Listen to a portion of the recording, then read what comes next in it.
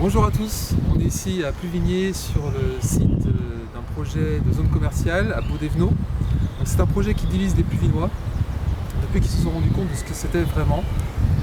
On est ici sur une zone commerciale de 10 hectares, un projet d'une ampleur considérable et qui nous semble démesuré par rapport à la taille de Pluvigné. Donc tout a commencé au moment de l'enquête publique, c'était en octobre dernier.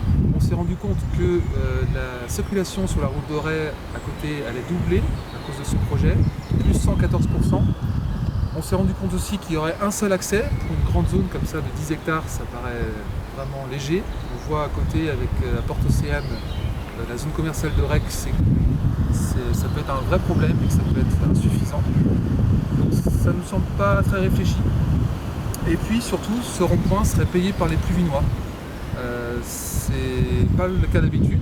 En principe, quand on fait ce genre de zone commerciale, c'est le porteur de projet qui paye le rond-point ou l'accès. Ici, ce sont les impôts des Pluvinois qui le feraient. Alors à force de creuser le sujet, on s'est rendu compte comme ça qu'il avait évolué au fil du temps et qu'il y avait quelques surprises et que les promesses avaient été oubliées au fur et à mesure en cours de route. Tout d'abord, il y a peu de nouveaux services. En fait, il s'agit ici de déménager le centre-ville. D'abord des grands magasins de la Rocade qui se trouvent actuellement au bord de la Rocade, le Super U, le Lidl, le Monsieur Bricolage. Donc on risque en plus sur la Rocade d'avoir des friches commerciales pendant des années, comme on le voit aussi dans d'autres communes environnantes. Il ne devait pas y avoir également de métier de bouche. Finalement, on se retrouve avec une cave et puis un restaurant. Donc c'était pas du tout ce qui était convenu également au départ. Tout cela a fait sans doute que la Chambre de commerce a émis un avis défavorable, puisque ça risque vraiment de porter un coup fatal au bourg. D'ailleurs, le bourg n'est pas si en bonne santé que cela, puisque la mairie a dû préempter 3 locaux commerciaux ces derniers mois, faute de repreneurs. Donc on voit bien que la situation est déjà fragile. L'autre problème que pose ce projet de ZACOM, de zone commerciale, c'est le bétonnage et l'aménagement de 10 hectares d'excellentes terres, alors qu'on en a besoin.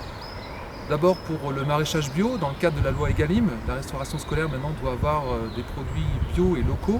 Donc ça serait un endroit idéal pour un jeune qui s'installerait en maraîchage bio. Et on a besoin aussi de ce genre de prairies pour stocker le carbone. Ça fait 30 ans qu'on essaye de faire face au changement climatique. On a besoin de stocker le carbone. Une prairie telle que celle-là est un excellent moyen pour le faire. Donc il faut aussi se poser cette question. Pas rester cantonné à Pluvigné, mais avoir une vision un peu plus globale des choses à l'heure actuelle. Alors, la municipalité cherche à nous mettre dans les esprits que c'est trop tard, que tout est déjà joué, mais c'est faux. Elle pourrait décider de façon unilatérale jusqu'au 18 mars 2020 que le projet peut être abandonné. Et puis il y a aussi 2 recours qui sont engagés, l'un sur le volet commercial d'une grande enseigne de distribution, et puis un autre sur le volet environnement par l'association PARÉ, l'association de Pluvigné. Alors tout le monde ou presque à Pluvigné souhaite préserver l'environnement, revitaliser le bourg. Tout le monde a plein d'idées pour ça. Il nous semble, nous, que le meilleur moyen, ce serait tout simplement de ne pas faire cette zone commerciale de Baudévenot.